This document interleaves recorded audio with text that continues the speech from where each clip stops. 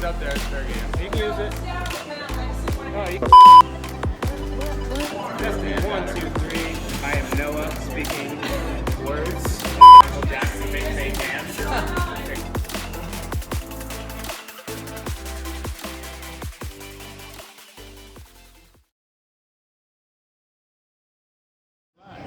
Hey guys, welcome to Deep Space. Today we're going to be talking about the difference between testing and training.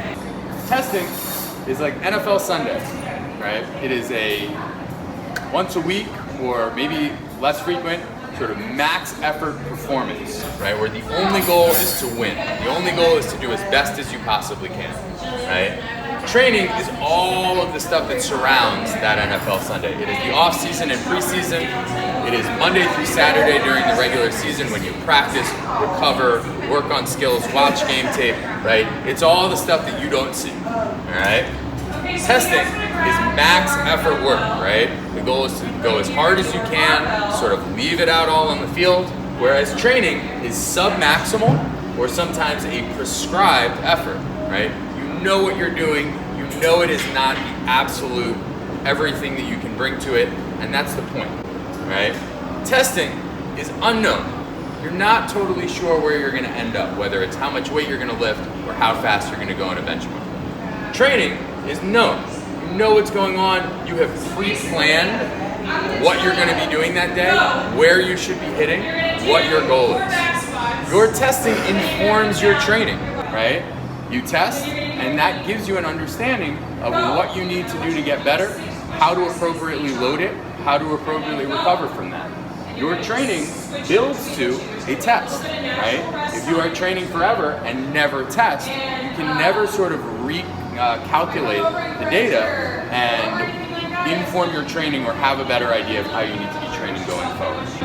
Now, in CrossFit, sometimes that can be a sort of hard balance to get right. CrossFit has a lot of testing sort of baked into it. In the early days of CrossFit, a term that used to go around a lot was, can you go?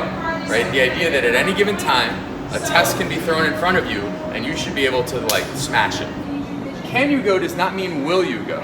Just because you are prepared and ready to do great on a test doesn't mean it is necessarily the best thing for you to do at every point in time. So there are some strategies that can help you take CrossFit style workouts and approach them with a training mentality. One of them is just to set intention. Before the workout, to look at it and say, my goal is to do this, right? My goal is to go X fast at this point. My goal is to break this thing up into sort of this many sets. We can use our weaknesses or skills that we are developing to sort of feed into that intention, right? Those should be the first things that we think about as far as what in this workout am I going to sort of pour all of my thought and effort into, and what are the other things that are going to support that. Finally, we need to pick our shots. Every day cannot be 100% effort. There should be days that feel sort of easy. There should be days where your only goal is to move around or just to practice one thing. So an example of that is a workout like a 5 rounds per time workout of 10 toes to bar, 15 deadlifts, and 20 wall balls, right? If I was testing, I would just do whatever it takes to do this workout as fast as possible, okay? But if I'm training, maybe I'll pick the workout or the movement that I have the hardest time with, the movement that I'm developing. So let's say toes to bar. Maybe my goal in this workout is to do all the toes to bar unbroken, and I only deadlift and do my wall balls fast enough to support that. Or to do 2 sets of 5 with good linked toes to bar. Again, you could do 10 crappy singles, but the only thing you'll ever get better at, if you do it that way, is doing 10 crappy singles. So, in training, to recap, we want to make sure that you're approaching it with intention, that it is sub-max, and that the goal is to build towards a great test, right?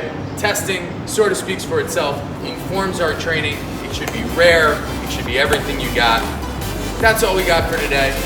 If you have any other topics you'd like us to cover in Deep Space, comment in the comments below. See you next time.